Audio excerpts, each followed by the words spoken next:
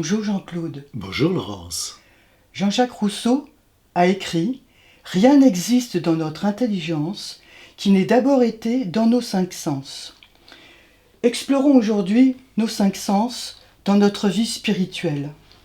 La vue par exemple. Alors moi je voudrais reprendre la citation de Jean-Jacques Rousseau.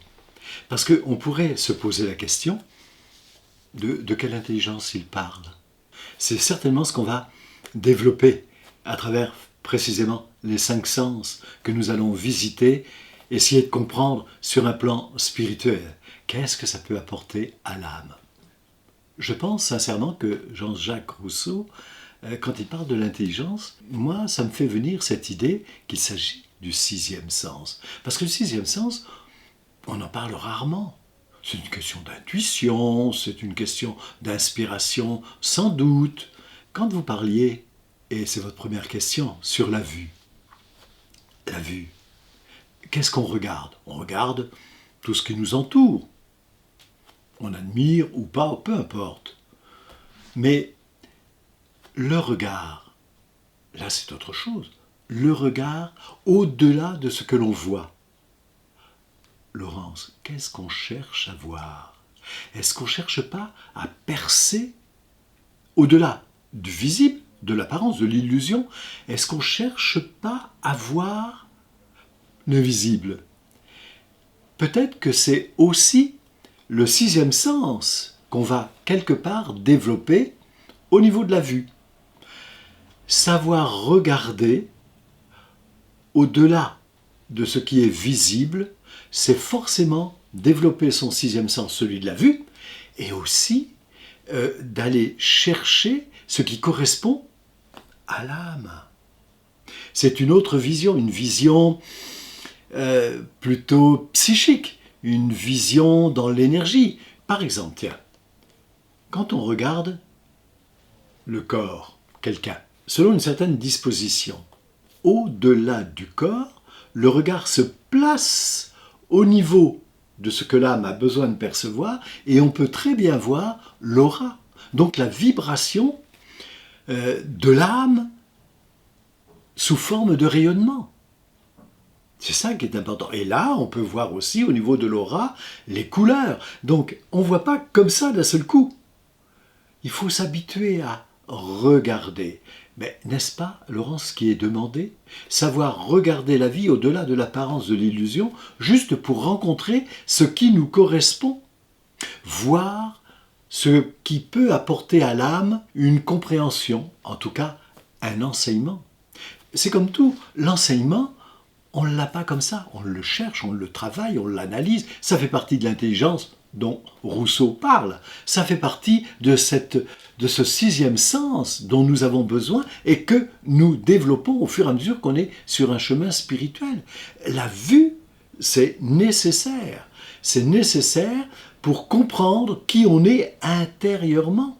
Sinon, on se heurte à nos problèmes physiques, à nos problèmes illusoires, ça nous plonge dans l'apparence de nous-mêmes. C'est-à-dire, on ne sait plus qui on est. Quand on travaille sur ce que l'on comprend de soi, donc en tout cas de cette incarnation humaine, l'instinct, évidemment, nous invite à voir ou à définir. Mais à définir, c'est aussi regarder autrement, de sentir qui nous sommes, ce que veut l'âme. Puis finalement, on peut aussi, Laurence, quand on travaille sur soi et en soi, comme le demande évidemment l'aspiration spirituelle, quand on médite, on peut très bien avoir des visions. Mais les visions ou les images qui surgissent, en fait, elles n'existent pas concrètement. C'est parce qu'il y a un autre regard sur soi et au-delà de soi, dans l'énergie mystique, dans le monde divin. C'est un autre regard. C'est aussi la clairvoyance, c'est la vision. Jean était le bien-aimé. Jean était un visionnaire. Alors on pourrait se dire, un visionnaire, il est bourré de talent, ce Jean. Il a des dons extraordinaires. Il a vécu aux côtés du Christ. Il a reçu l'enseignement de Jésus, le maître des maîtres. Alors évidemment qu'il était dans l'aura, dans le rayonnement d'un tel avatar, d'une telle puissance, d'une telle vérité, d'un tel amour, forcément qu'il a reçu la vision du Maître par rapport à Jésus, ce qui a réveillé ses sens, ce qui lui a donné toute cette affirmation de lui-même, cette autorité spirituelle que lui a offert Jésus. Jean, on le sait, et à travers la lecture akashique on a pu le définir, avait cette vision du futur pour l'humanité. Et lui-même, dans son accomplissement, aux côtés de Jésus, il est devenu l'exemple que l'être humain aurait à vivre au cours de l'ère du Verseau. Donc il y a la vision, la vue, elle est toujours permanente, elle questionne, elle permet de voir, elle suscite cette intelligence sixième sens. Et moi je crois, Laurence, que le sixième sens vient de ces cinq sens. Mais c'est sans doute ce qu'on va expliquer au fur et à mesure. Laurence, si on prend ne serait-ce que les rêves ils sont réels et pas réels. Mais c'est une autre vision qui appartient finalement au monde spirituel, via l'âme. Alors évidemment, on les analyse, on rend les rêves visibles par l'explication. Mais quelle vue, quel regard a pu capter le rêve ? Parce que finalement, le rêve n'existe pas en tant que tel, c'est que de l'énergie. Et le rêve n'existe, et on sait qu'on a rêvé que quand on se réveille. C'est le cerveau qui regarde dans sa banque de données les images qui vont correspondre à l'énergie captée. Donc c'est bien là encore une vision différente, une vue autre. Donc un sixième sens également. Cela me fait penser à une chose, et c'est, à mon avis, toujours d'actualité. Jésus, dans les évangiles, je crois, a dit que s'il parlait par parabole, c'est que les gens ne savaient pas écouter, ils ne savaient pas voir. Donc les paraboles, donc les images, les invitent à réfléchir, à regarder autrement. Donc c'est une sorte de développement, un enseignement.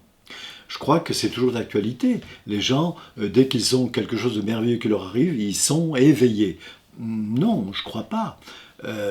D'autant plus si on n'utilise pas les cinq sens. Parce que les cinq sens, moi j'irais beaucoup plus loin, invitent ou permettent à l'âme d'être incarnée. Les cinq sens, c'est le moyen que l'âme a pour exister, pour avoir une forme, pour être en complicité avec le corps. Ce sont des attaches, si j'ose dire. C'est ça, sauf qu'elle est l'intelligence qu'explique sans doute Rousseau, donc elle correspond au sixième sens. Nous sommes les yeux de l'âme, nous sommes les oreilles de l'âme, nous sommes les mains de l'âme, quoi. Voilà, qui est joliment bien dit. Ben, si vous voulez, Jean-Claude, comment Louis nous aide dans notre parcours spirituel? Alors c'est sensiblement, ça va peut-être vous surprendre, mais un peu comme la vue. Parce que Louis, d'abord, permet d'écouter. Mais écouter, c'est comme de l'apparence. Il faut surtout entendre. Parce qu'au-delà de l'écoute, il y a un ressenti. C'est ça, entendre. Donc, c'est pour ça que Louis nous permet aussi d'aller au plus profond de nous-mêmes pour entendre un autre raisonnement, une autre résonance. Louis nous invite à vivre cet enseignement entendu. Parce que Louis, l'oreille, écoute ce qu'elle entend, nous invite à ressentir une émotion, un accord. Ah oui, ça, je suis d'accord avec ça, ce que j'ai entendu. Non, je ne suis pas d'accord. Donc c'est aussi une invitation à prendre place dans les exigences de notre âme. Louis nous invite à approfondir ce qui a été écouté. C'est encore une fois une occasion de regarder ce qu'on a entendu quelque part, hein, en l'analysant. C'est comme le rêve. Le rêve, on s'en rappelle, on va essayer de l'analyser, mais c'est pareil pour ce qui a été par Louis entendu, donc ressenti. C'est ça qu'il faut comprendre. Du coup, il y a l'intelligence de l'âme qui se trouve informée et qui nous aide par ce sixième sens, eh bien, à correspondre à ce qui a été entendu. Jean-Claude, j'ai l'impression que de bien savoir écouter l'autre, c'est lui offrir la possibilité de se révéler à lui-même. Qu'en pensez-vous ?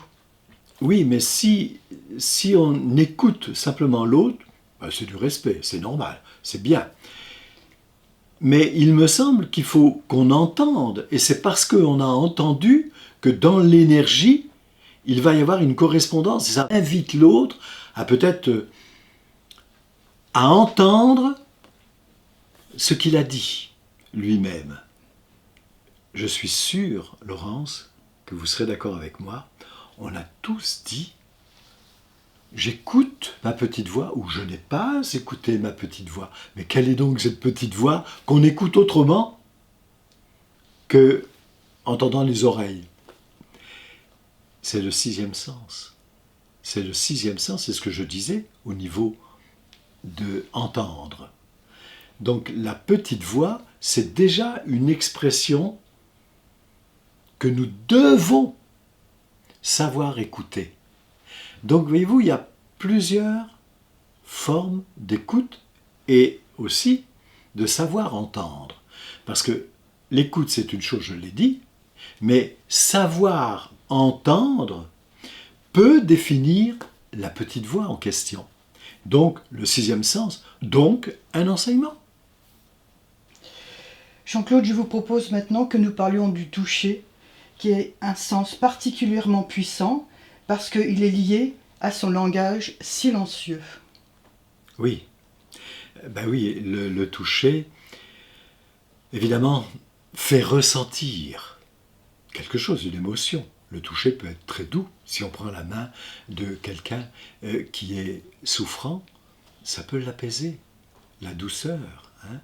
Si on est dans une situation où il faut se montrer en force, le toucher, une poignée de main, va symboliser la force, une rigueur, ou voilà. Le toucher, c'est de l'information, c'est une communication, et évidemment, c'est très relationnel. Donc le toucher nous invite à savoir, quand il s'agit de quelqu'un, à qui on a affaire. L'expression, la main est dure, la main est molle, ça traduit souvent le caractère de l'autre. Donc, on a là la vision, parce que généralement le toucher et la vue, ça va ensemble. Et puis, il y a aussi ce que l'autre va, s'il s'agit de quelqu'un, nous inviter à comprendre. Donc, le langage, donc ce que je disais au niveau de l'ouïe, on entend. Donc, on entend qui est la personne qui s'adresse à nous, si je prends cet exemple-là. Donc, le toucher informe, et le toucher invite à comprendre. Donc, à savoir s'ajuster. C'est très relationnel. On va évidemment faire attention, on va s'ajuster, puisqu'on est dans le respect. Donc forcément. Et puis en même temps, le toucher, il peut être provocateur, une poignée de main. Ça peut être provocateur, ça peut être... Mais ça peut être aussi de la douceur. Comme je disais, ça informe. Moi, je dirais que le toucher, d'ailleurs, comme la vue, ou comme l'ouïe, invite à la tolérance. Parce que derrière tout cela, il y a forcément les valeurs. Bien sûr, ça invite aussi à la tempérance. On fait attention. L'autre nous informe, sans même qu'il le sache, nous invite à plus de tempérance, à nous adapter, toujours pour le respect. Le toucher, c'est une énergie qui nous renvoie aussi à nous-mêmes. Il me semble que lorsqu'on donne une poignée de main à quelqu'un, parce que, bon, voilà, c'est ça, je ne sais pas, la manière dont on ressent cette poignée de main, ça nous renvoie aussi à nous, forcément, évidemment, puisqu'on a ressenti. Le ressenti est une information, donc nous invite à nous ajuster. J'ai eu l'occasion de passer par Lourdes il n'y a pas longtemps. Et Jean-Claude, j'ai vu les gens qui touchaient la grotte tout le temps, toute la journée. Est-ce que le toucher est plus puissant que la prière parfois? Ça dépend de chacun. Qu'est-ce qu'on y met dans ce toucher le rocher? Là où la Vierge est apparue. Alors évidemment, c'est vouloir toucher l'empreinte, la vibration de la Vierge, que l'on espère toujours présente, et sans doute d'ailleurs. Mais c'est aussi une forme de communion. Alors, est-ce que la communion est une prière?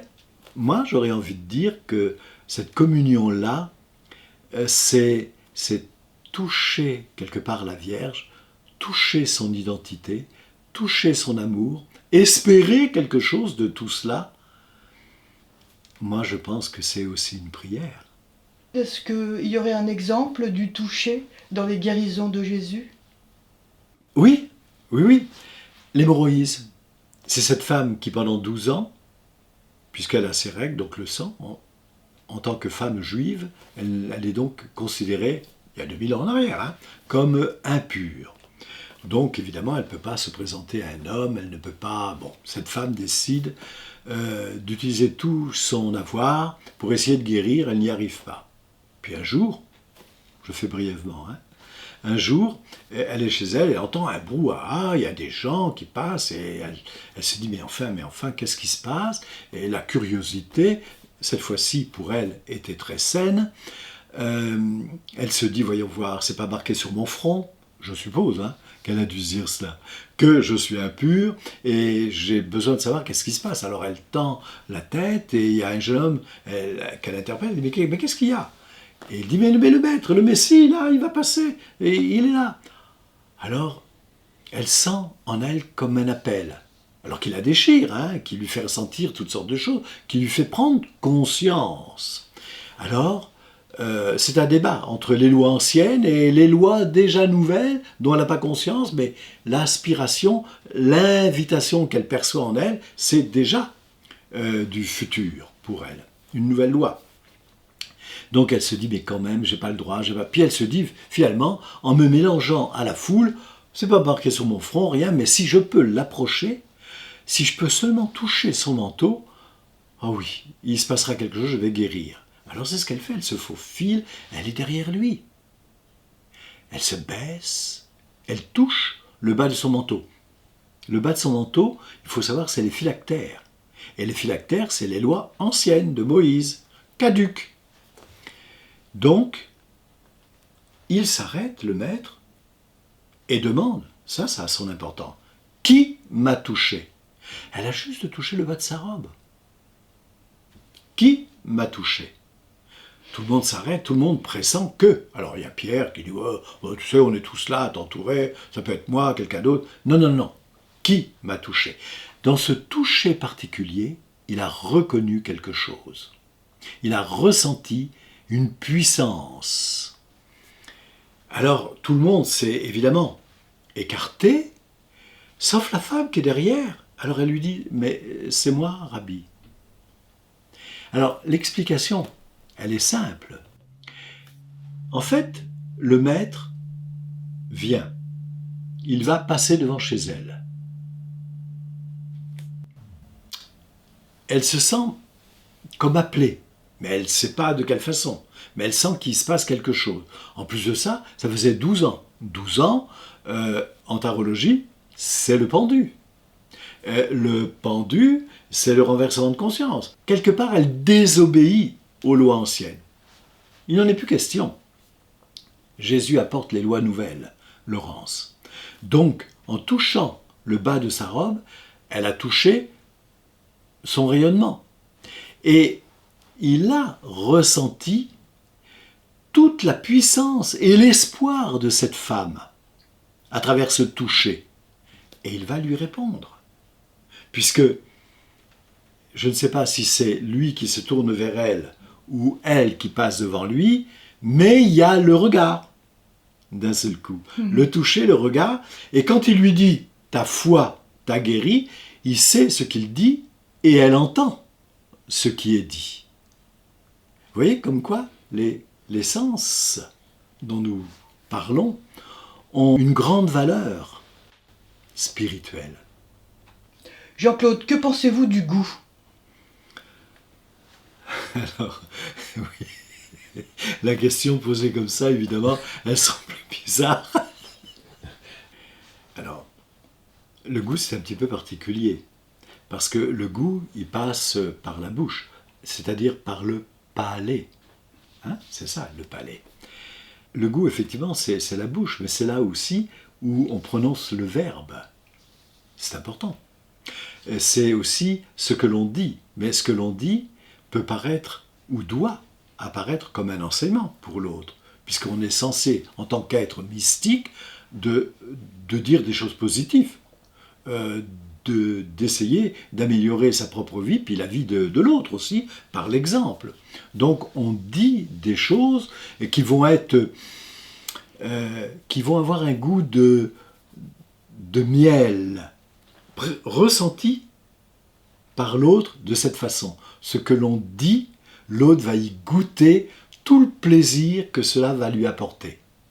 Et puis, je parle de miel, mais il y a aussi la terre promise. La terre promise. La terre où coule le miel et le lait. Tant de douceur. C'est donc forcément très initiatique. Le goût, moi je dirais qu'il est plutôt ressenti par l'autre. C'est aussi une expression que l'autre reçoit de nous et qui l'invite à comprendre quelque chose et à goûter de ce que l'on va dire.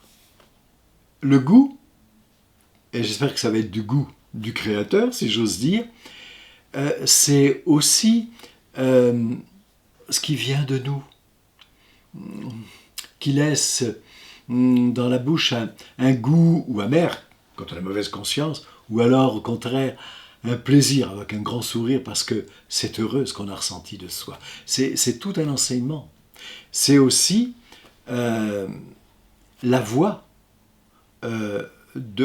qui concerne l'ouïe. Parce que ce qu'on a entendu, si on le redit,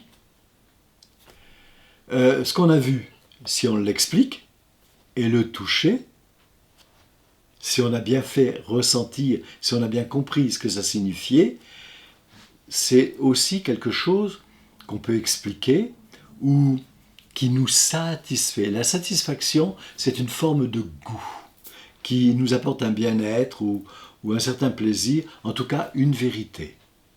L'expression « goûter l'instant présent », j'ai l'impression que cela fait allusion au fait que les 5 sens nous mettent obligatoirement dans l'instant présent.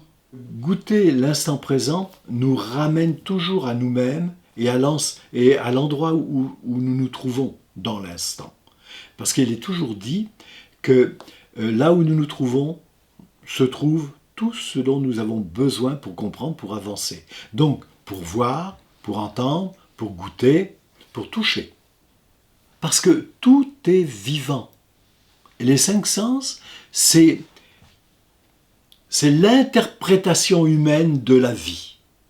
Mais qu'on doit, évidemment, transposer par le 6e sens. C'est ce que je disais tout à l'heure.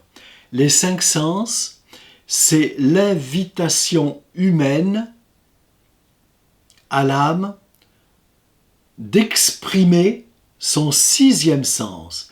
C'est de réinterpréter au niveau du monde divin ce que cela signifie, la vie.